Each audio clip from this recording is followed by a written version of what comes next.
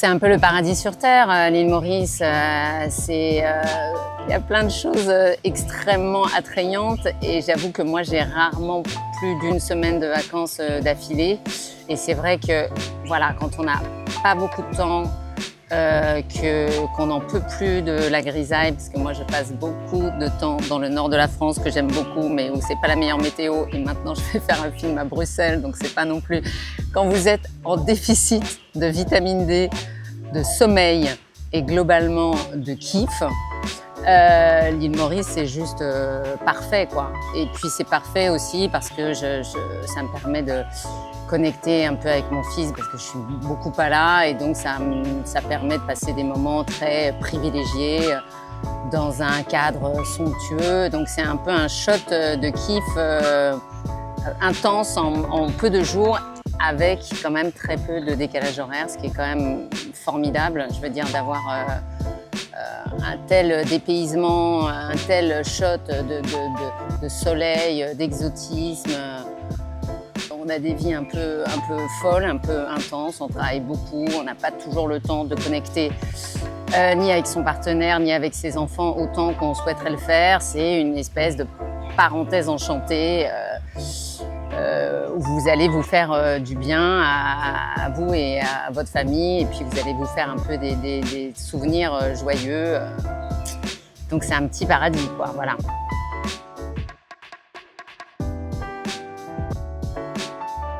Il n'y a pas un jour où il n'y a pas un moment marquant, hein, c'est ça aussi qui est chouette.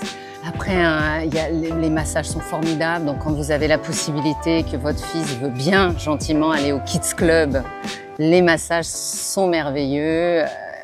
Le coucher de soleil, la sortie dans la réserve naturelle, enfin, vous pouvez ou buller toute la journée parce que vous êtes crevé, que vous avez juste envie de recharger les batteries, mais vous avez aussi la possibilité de faire du sport nature, d'aller découvrir plein de choses.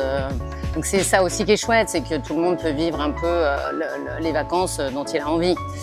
Voilà, je suis avec un ami, mon meilleur ami qui golfe et qui est absolument ravi de golfer. Alors j'ai fait une initiation hier qui était très chouette. Ça m'a vraiment... Je vois la maladie mentale du golf. Je vois comment on peut vraiment basculer dans la folie du geste parfait. J'ai trouvé ça génial. Je me suis dit, j'ai pas le temps d'investir tant de temps pour l'instant, mais je dis pas que sur mes vieux jours, je m'y mettrai pas.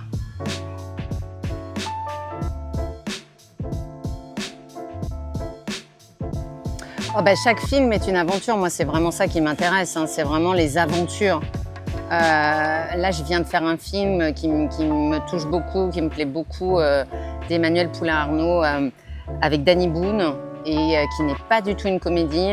Et c'est assez chouette de penser à Danny et moi pour faire un couple dans un film qui n'est pas une comédie, sur un couple séparé qui apprend que leur ado de 17 ans a une dégénérescence rétinienne et donc il va perdre la vue dans genre 2 mois. Et c'est qu'est-ce qu'on fait de ces 2 mois, qu'est-ce qu'on veut lui montrer du monde pendant les 2 derniers mois où il a de la vue. Et c'est un très beau film et j'en suis très fière, voilà.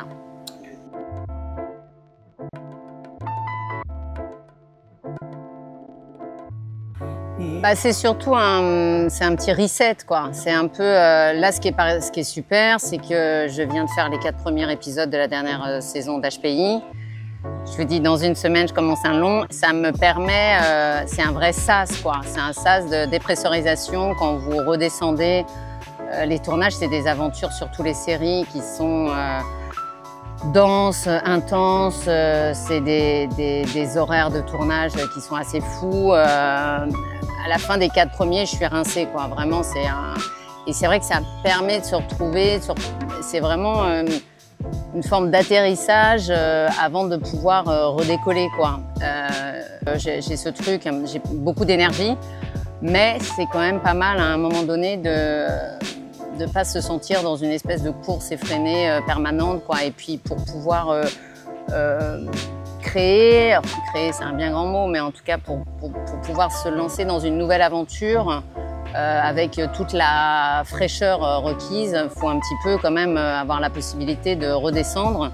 Et quand les sas sont pas très longs, encore une fois, l'île Maurice, c'est parfait, quoi.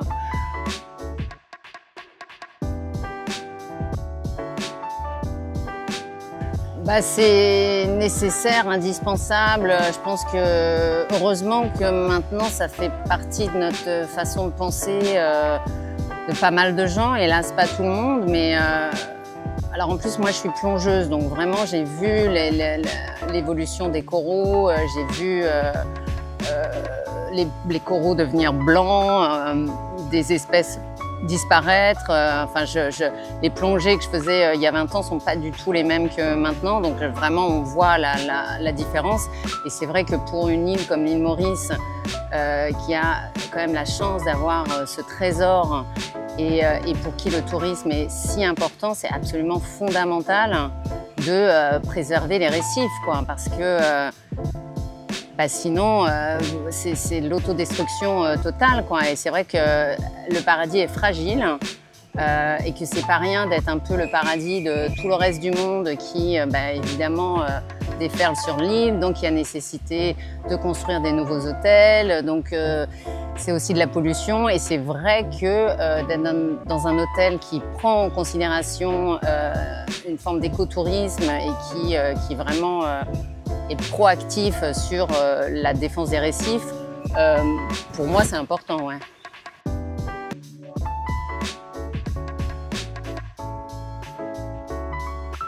Moi je ferais une grande fresque historique. Je trouve qu'on ne connaît pas très bien l'histoire de l'île Maurice, qui a quand même eu plusieurs vagues de colonisation, qui fait ce mélange très spécifique, le fait que vous parliez tous français, anglais, et puis en allant dîner au château, cet endroit est quand même très chargé.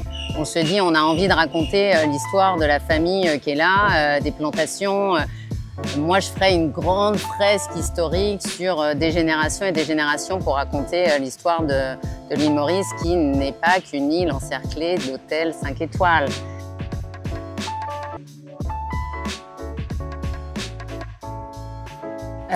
Kiff. Authenticité, parce qu'il y a aussi, il faut parler de l'architecture qui est vraiment belle, qui est en bois. L'immersion dans la nature est vraiment chouette, quoi. C'est pas des blocs de béton. Et alors le dernier, parenthèse. C'est une parenthèse parce que c'est une parenthèse magique. Je sais pas ce que c'est de vivre à l'île Maurice. Forcément, vous vous en rendez pas compte, c'est autre chose. Ça peut plus être une parenthèse. Mais pour nous, il y a un truc un peu merveilleux et on se dit waouh, c'est vrai que c'est aussi ce qui nous permet d'avoir ces vies à la fois géniales et absurdes.